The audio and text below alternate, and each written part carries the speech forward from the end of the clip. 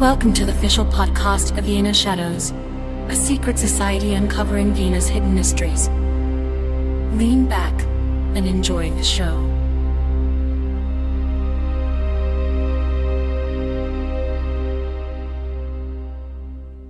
So, imagine it's game night. Your players are exploring this shadowy 1920s natural history museum, creaking past all these glass display cases. Oh, that is the best kind of tension right there. Right.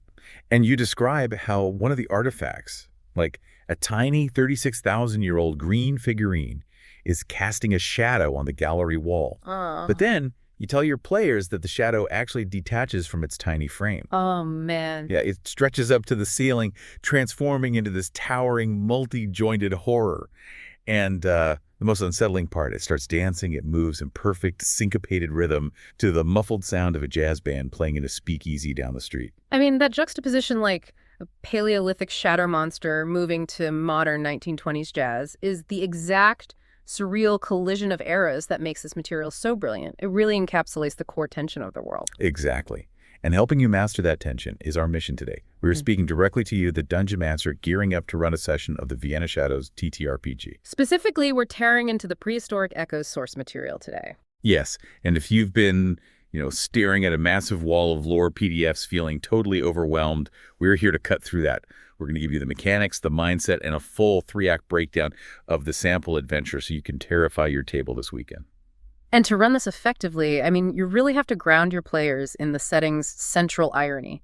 Picture 1920s Vienna.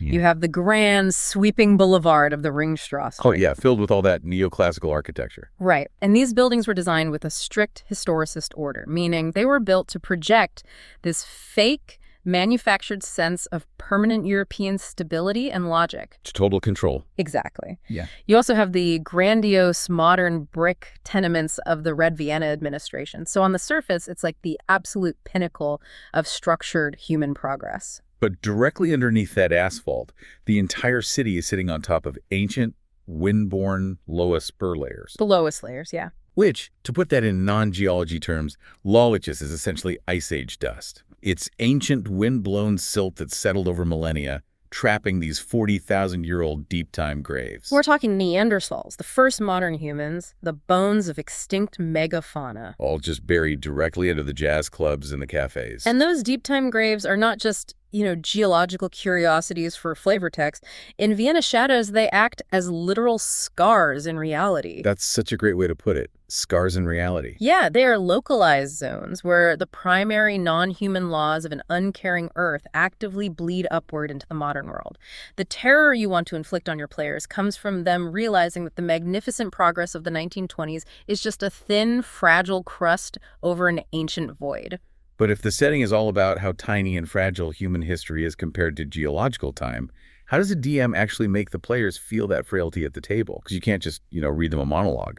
No, definitely not. You need rules that physically reinforce that insignificance.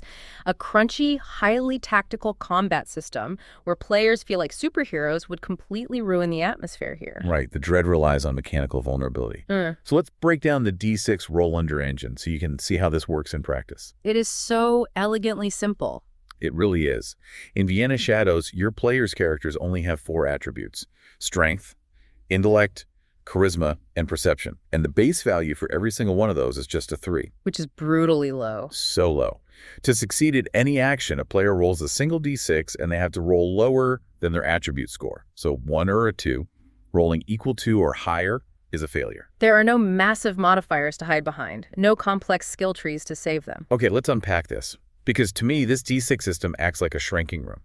The math is so incredibly flat, right? Yeah. The player's forced to look at a literal 1 in 6 or 2 in 6 chance of survival on the table in front of them. Yeah, the transparency of the math is exactly what creates the pressure cooker. They know exactly how likely they are to fail every time they pick up the dice, and the walls just keep closing in.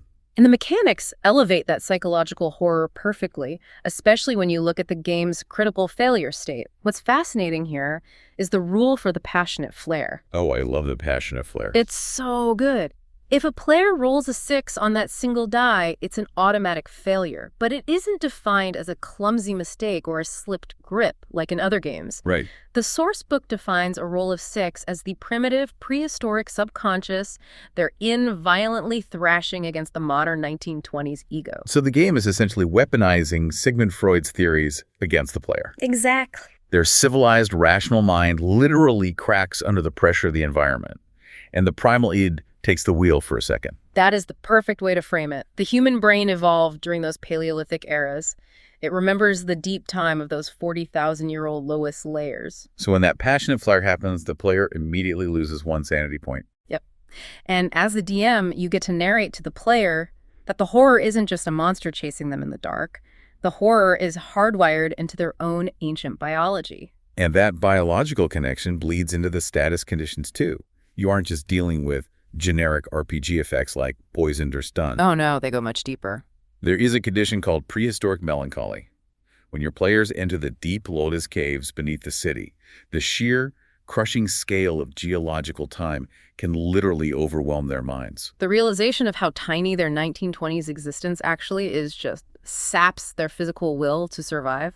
Right. How terrifying is it to tell a player, like, you try to sprint away from the creature, but you can't. The weight of 40 millennia is pressing on your shoulders. You don't have the will to run anymore. You can only drag yourself across the dirt. It's so visceral. The atmospheric design forces the player to internalize the setting. But while the psychological mechanics of the mind set the mood, the physical threats are what will actually kill the party. And those threats are largely centralized in one very specific location, the Natural History Museum, or the NHM. Because the NHM isn't just a building for tourists and school trips in this game. The source material treats the museum as a failing containment grid. Yeah, the displays are basically cosmic bombs waiting to go off. We should really examine the first major relic the book details to see how this containment works, the Venus of Willendorf. Historically, she's a real artifact, like an 11.1 centimeter limestone figurine covered in red ochre pigment. But Vienna Shadows twists her into something devastating. They really do. In the lore, she is known as the faceless All-Mother. She serves as a localized proxy for Shub-Niggurath, the classic Lovecraftian outer god of chaotic, corrupted fertility. And the defining visual feature of the Venus is that her head is covered in these intricate concentric bands of hair or basketry, but she has absolutely no face. It is completely blank. And the game turns that blankness into a mechanical hazard called the Faceless Curse. It is incredibly punishing. If an investigator tries to examine her too closely, looking for features that simply aren't there, the void looks back. The player's own facial features begin to physically blur and smooth over, resembling the stone, and they permanently lose 1 point of perception. It transforms the simple act of examining a clue into a visceral body horror consequence. The deep time is literally erasing their modern identity. Here's where it gets really interesting, though. Sitting right next to her in the same display cabinet is Fanny, the Venus of Galgenberg. Right, the 36,000-year-old green serpentine figurine carved in that dynamic pose that we mentioned earlier. The one whose shadow detaches to dance to underground jazz. It's a localized manifestation of that chaotic fertility. But a shadow dancing to jazz is still just a localized threat trapped inside a glass case. So how does this deep time anomaly bleed out into the rest of the city? That brings us to the cult wagon of Strutweg. Historically, this is an Iron Age bronze wagon depicting a sacrificial procession. But in the game, this wagon is a schematic. It's a Bronze Age geometric blueprint for a mobile event portal. Yeah. It has a flat bowl in the center that acts as a focusing dish to channel extra-dimensional energy into the 1920s. And the mechanics of how this portal operates are deeply tied to the Mondi dolls. These are crescent moon-shaped ceramic firebooks. Their function in the ritual is wild. They act as temporal anchors. Yeah, if a cultist places them along the ley lines, like the invisible grids of geomagnetic energy running beneath the Vienna basin, these ceramics catch the flow of time like a dam catching water. They literally halt the morning sun. They lock the city in a static loop of perpetual night, so the portal has the darkness it needs to open. It's such a cinematic visual for a campaign. But wait, I need to push back here on behalf of the DM. We have a tiny faceless statue, a little green dancer, and a bronze wagon model. Even with the creepy lore, these are inanimate museum objects sitting behind glass. True. A player can just walk away from them. How does a DM make a limestone rock feel like an active, aggressive threat at the table? That is a great question. The source material solves that passivity with the red ochre mechanic. So take the Venus of Willendorf. She is coated in thick red ochre, which is a Paleolithic symbol of chaotic rebirth. Okay. If someone strips that red pigment off, she goes completely dormant. But if a single drop of fresh human blood touches her limestone pores, the artifact activates. Oh, wow. She begins to emit a low-frequency hum, and that hum acts as a beacon, summoning the dark young, these massive, horrific, tree-like entities, straight out of the vast, dark Wienerwald forest bordering the city, drawing them directly into the museum.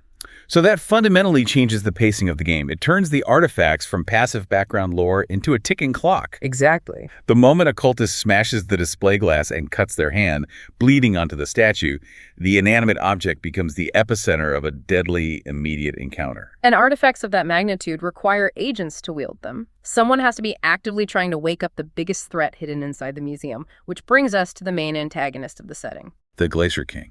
In our real world, we know him as Ötzi the Iceman.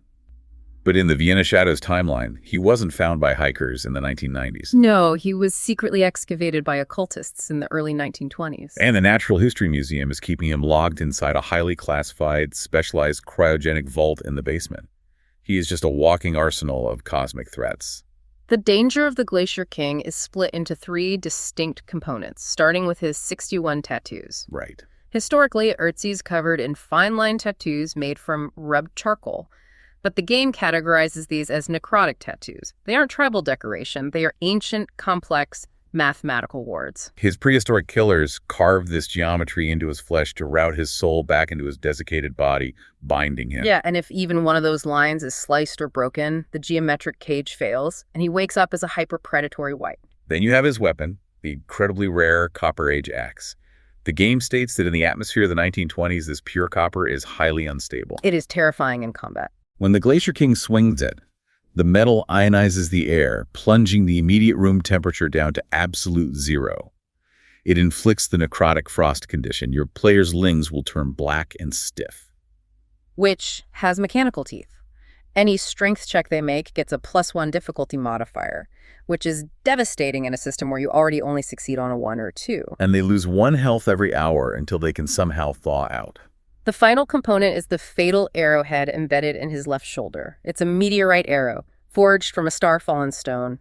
It is the weapon that originally killed him, but it's also acting as a stopper for his power. Exactly. If someone pulls that extraterrestrial stone tip out of his shoulder, it unleashes his full cosmic rage, turning him into an uncontrollable force of nature. And naturally, there are heavily armed factions in the city trying to manipulate those exact components. The source material outlines 3 esoteric cults fighting a shadow war over these prehistoric assets: the Black Robes, the Golden Robes, and the Crimson Robes. The War of the Robes. Yeah. But looking at the Golden Robes, I mean, their logic seems incredibly flawed. The lore says they are the city's elite gatekeepers. They are the ones using the historicist, neoclassical architecture of the Ringstraße as a massive psychic barrier to project order and keep the cosmic horrors asleep. Right. But then secretly they are running tissue experiments on the Glacier King in the basement. Why would the people building a psychic wall of order risk poking a cosmic horror just to study its cellular resilience? Well, if we connect this to the bigger picture of what these factions represent philosophically, the source material frames the Golden Robes as embodying the hubris of absolute control. Okay, that makes sense. They genuinely believe 1920 science, capitalism, and industry are inherently superior to deep time. They are dissecting the Glacier King because they want to extract his pre-modern resilience to engineer an immortal, obedient worker class for their factories. Wow, okay. It is, in the lore, the ultimate capitalist exploitation of the ancient world. Their greed blinds them to the apocalyptic danger they are poking. Arrogance masking itself as science. So what about the Black Robes? The Black Robes represent pure chaos. They want to strip the ochre, break the glass, and wake the king. They view modern 1920s reality as a suffocating false construct. So they just want to burn it all down. Exactly. Their singular goal is to collapse Vienna back into a state of primitive, non-conscious terror. Burn the Ringstraße down to the bedrock. And the Crimson Robes? The Crimson Robes represent the dangerous pursuit of forbidden knowledge. They are archivists. They don't want to kill the king or exploit his cells. They want to map and decode the 61 mathematical tattoos on his skin. Because they believe that geometry holds humanity's very first contract with the outer gods. Exactly. So you have the mechanics of the mind, the artifacts of ticking clocks, the physical threat of the king, and a three-way shadow war. How do you deploy all of this at the table? The source material provides a sample adventure called The Ochre and the Ice. Let's walk through how you, the DM, can structure this narrative. Act 1 is titled The Bleeding Cabinet, and it drops the players directly into the failing containment grid of the Natural History Museum. The setup gives you great sensory details to describe to your players. A night watchman calls the investigators in.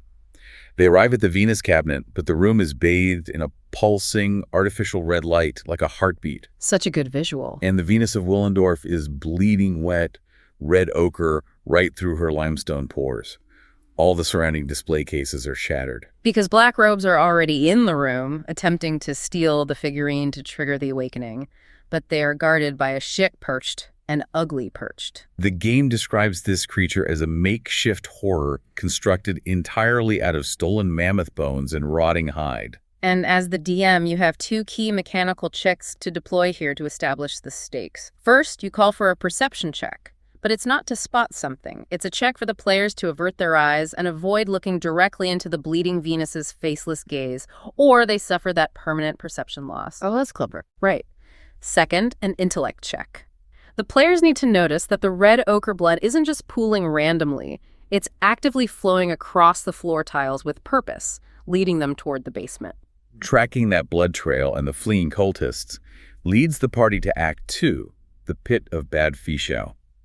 The clues take the investigators out of the civilized city and south into the Malayan mountain range, specifically descending into the dark, damp limestone caverns of the Zwergloch.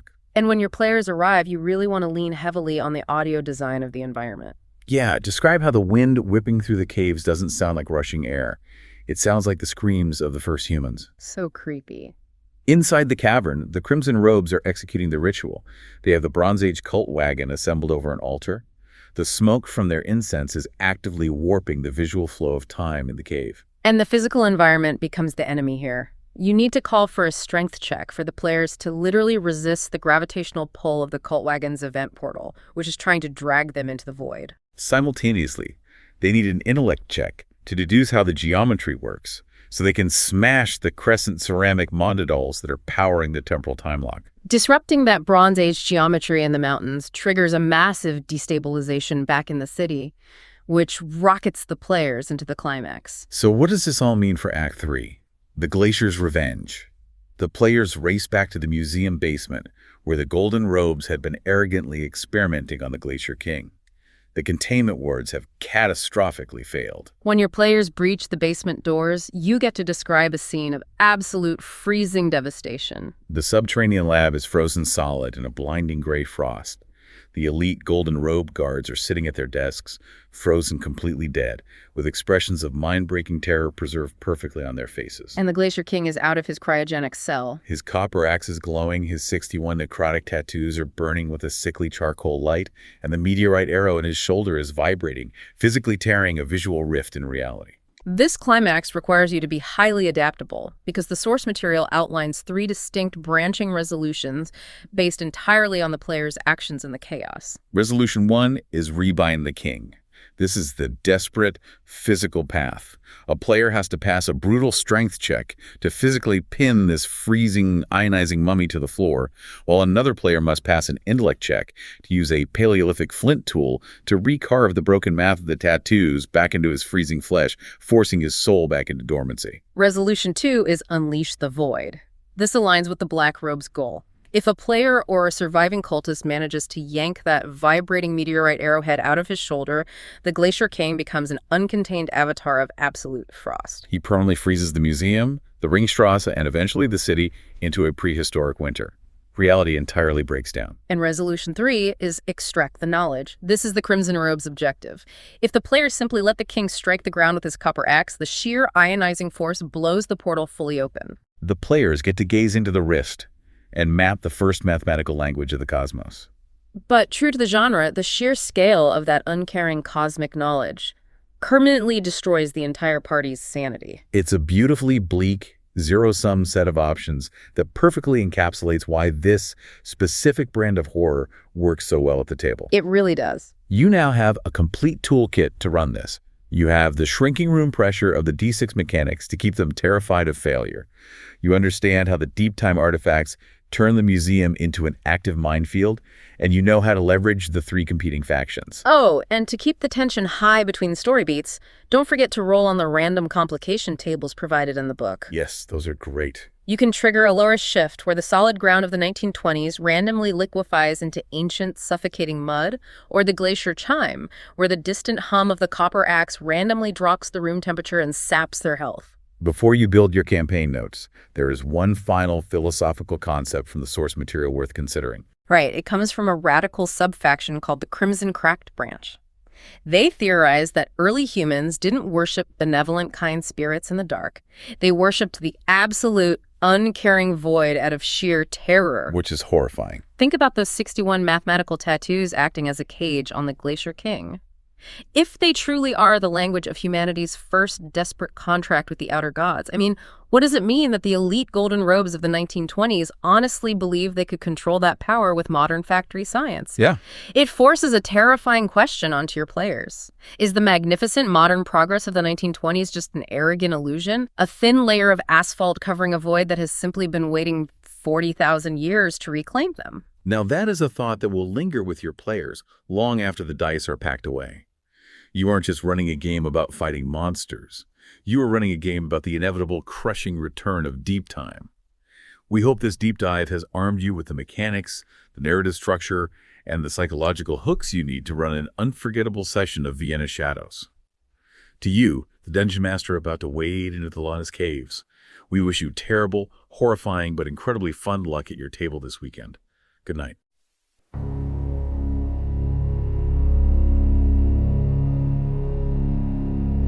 This concludes today's episode. Don't forget to rate and subscribe. Until next time, Vienna Shadows, signing off.